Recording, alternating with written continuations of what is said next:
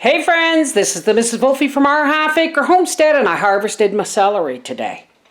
I have a mountain of celery to do.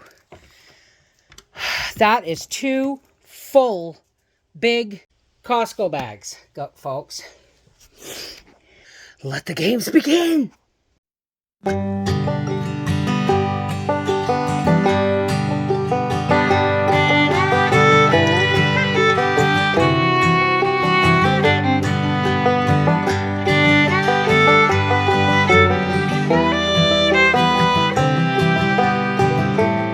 Alright kitties, here's my setup. There's my first Costco bag of celery.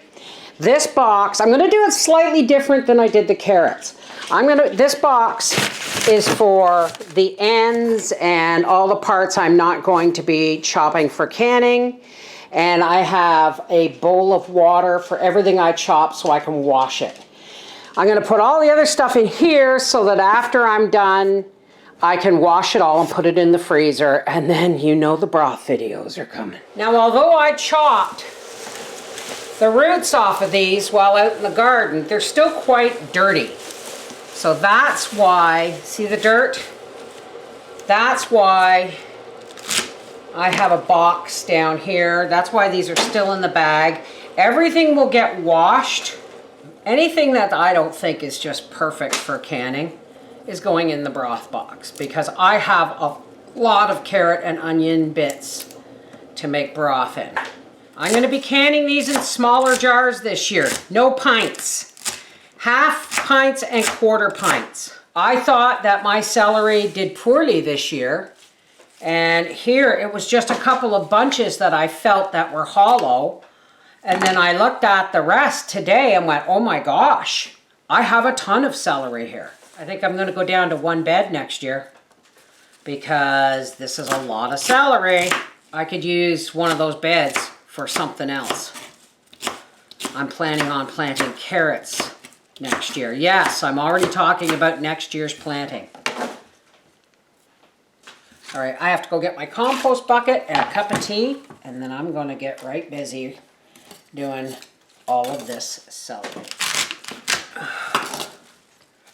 Now this is what I was talking about when I said hollow. Look, some of these are hollow, but not, I didn't see, it's not a big issue because it's not a lot of it. Oh, I have another hollow one. You just have to look at the ends when you chop them.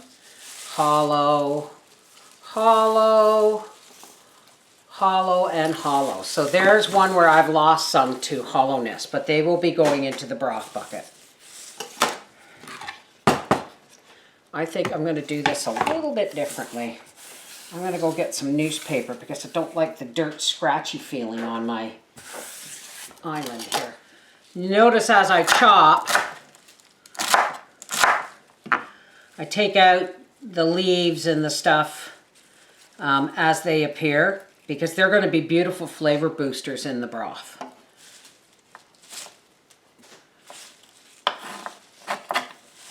And while I was out in the garden, I just pulled them up.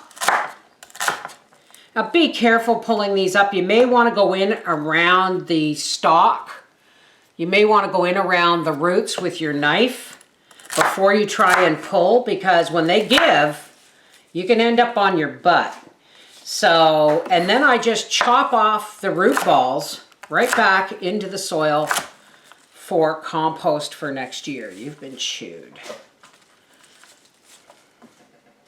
I have gone from doing 4 beds to 2 beds to next year I'm only going to do 1. Because it's a lot. I know, and I know you can buy it at the stores, but man, for a $1.99 packet of seeds, when the first year, this year I had trouble starting my seeds and I only got 2 beds. But the year before, 1 packet of seeds did me 4 beds and I still gave away plants. So celery, even when it's not doing well, which it didn't this year, well, it did, didn't it? It did fine. This is one of my big stalks. Isn't that, look at this. Isn't that beautiful? I think the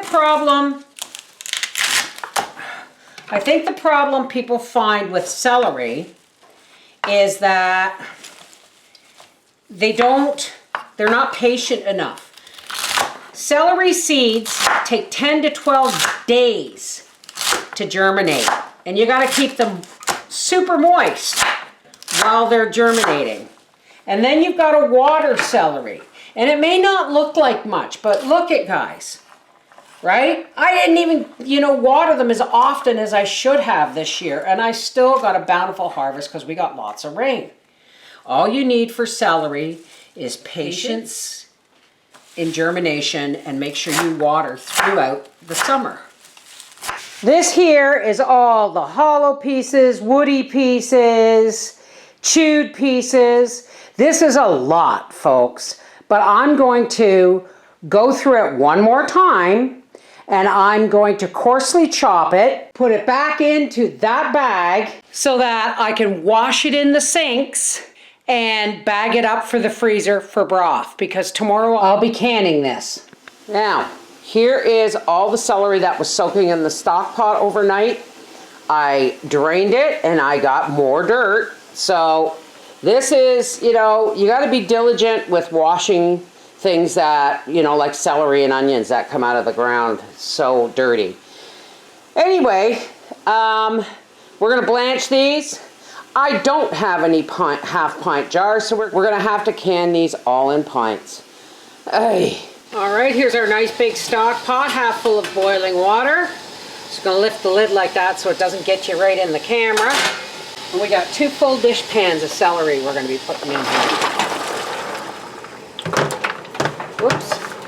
Try not to drop any.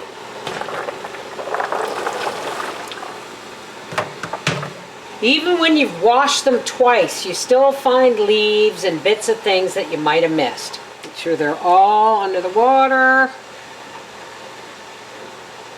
Put the lid back on, and when these come back up to a full boil, they'll be ready for canning. So these have been in here a good 5 minutes. So now I'm going to strain them and we'll get to canning. Now, obviously this is too full for me to lift and strain. So I'm just going to use this strainer as a scoop and put it into my dish pan over here. Until it's down to a comfortable depth where I feel comfortable taking it out. Don't try and lift things beyond your capability, folks. More apt to get hurt or scalded even. So please, use common sense. All right, now I feel more comfortable taking that over to the sink. Now here I am using 1/4 pint or 1/2 cup jars. These were given to me as baby food jars, and I found out canning baby food wasn't safe, so we're going to use these for celery because that's just the right amount just about for any meal, eh?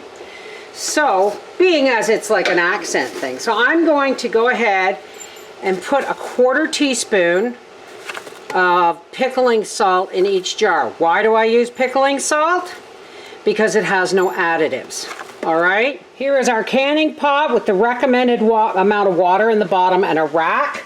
Now, because of the size of these jars, I am going to do a triple layer. Yes, you can do a triple layer as long as A, everything is separated by racks, and B, the lid is not pushing down on your top layer. Our boiling water, our fresh clean lids and hot water, our rings, our celery, and our jars. Let's get busy. Oh, and you don't have to put salt. You don't have to put salt in your pressure canning if you are on a reduced salt diet.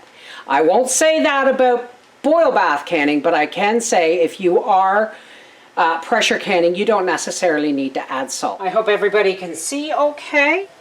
Here's my little debubbler. And now we're just going to start. The same rules apply. 1 inch to the top from the top, folks. Same with the water. Always, always debubble.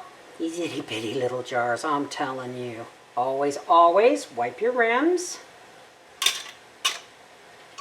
Fresh hot lid. fingertip tight, and into the canner that goes. All right, I'll be back when I'm ready to do the second layer, and I'll show you what I'm talking about with the layers. Okay, 13 little quarter pints fit in this canner. And that water's hot, it's just not boiling, because it's going to take me some time to fill them all. Now I just put a rack right over the top and start my next layer. Layer number 2. We're going to put the lid on. Now remember, folks, that whether it's pints, half pints, or quarter pints, the timing is the same, 35 minutes. Now, we've got this turned up on high. And as soon as this bobble pops up and this starts to spout a steady stream of steam, we're going to vent the canner for 10 minutes. Do not skip this step. It will if you skip this step, you won't get the proper pressure within your canner. Okay? All right, we're now producing a steady stream of steam, so I'm going to set my timer for 10 minutes. And when the venting is done, we'll be back. The rest of this is going to have to be done in pints. There's our steady stream of steam. Yes, our timer has gone off. Now, once this gives us our first vigorous jiggle, we are going to turn the canner down a little bit because I'm on an electric burner. And I'm going to start timing these for 35 minutes. Whether it's pints, half pints, or quarter pints, celery time from pints and lower is 35 minutes. We just had our first vigorous jiggle. So I'm going to turn this down a little bit, and then I'm setting my timer for 35 minutes. Our timer has gone off, so we're going to shut the canner off. Touch. My goodness. Have you had enough? Thank you. We're going to shut the canner off and let it cool naturally until it is comfortable to the touch. All right? Don't try and open the canner early. You're more liable to get scalded, or if you open it too early, the lid can, your jars can explode.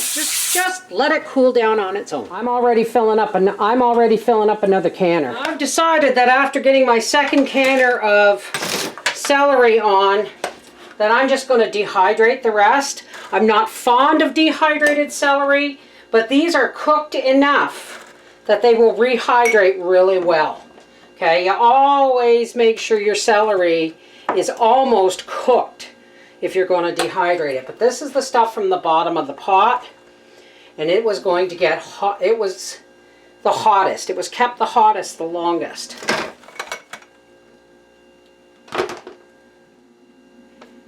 So we've got 5 trays here.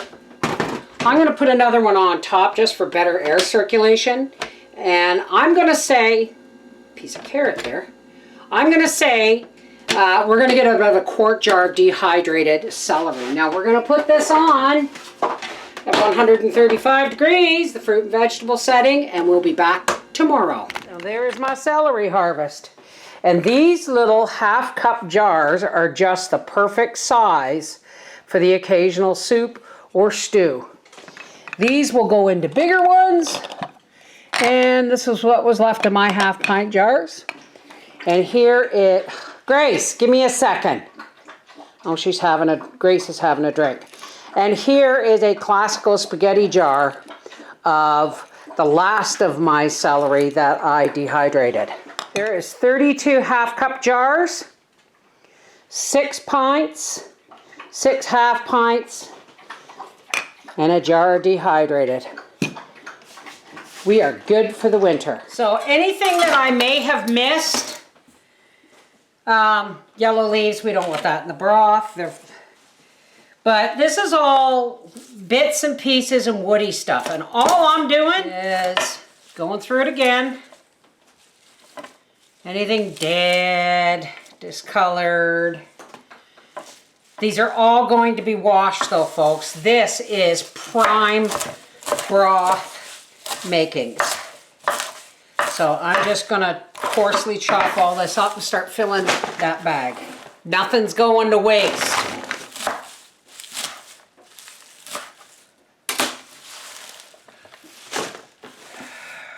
You can all go and dry and grind up those leaves for celery powder if you want, for seasoning. I just don't have the energy or the time. Now, this is a Costco bag and it's all coarsely chopped. This is going to be washed and put in a bag in the freezer until I can get to making broth. Okay, This is what I'm washing. This is how I'm washing. Take any ugly bits out that you still may have missed. You just kind of scrub them.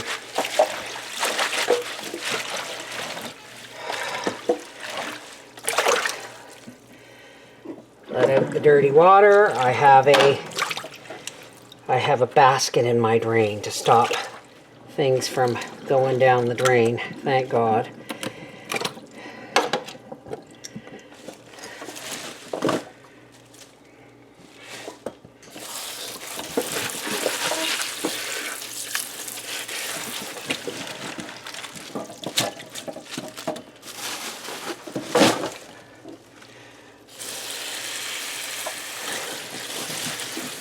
This is why I didn't wash the celery first, because it's just easier.